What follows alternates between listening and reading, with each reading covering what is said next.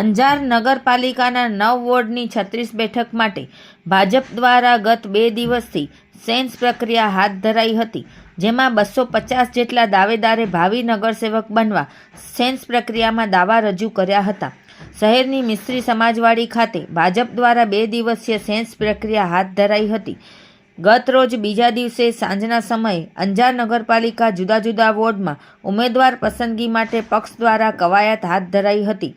આ પ્રક્રિયામાં સુધરાઈના પૂર્વ કર્મચારીઓ, પૂર્વ નગરસેવકો, પાલિકામાં ભૂતકાળમાં મહત્વના હોદ્દાઓ પર રહી ચૂકેલા સહિતના દાવેદારી કરતા ફોર્મ લઈને ફરતા નજરે પડ્યા હતા.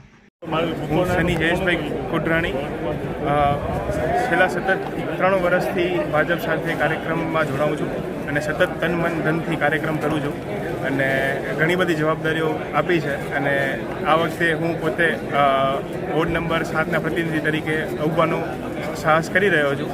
તો જોઈએ શું થાય છે, અને જો જીત્યા તો ચોક્કસથી સારી એવી સેવા કરશું અને બહુ સારું વિકાસ કરશું એવી પ્રયત્ન કરશું.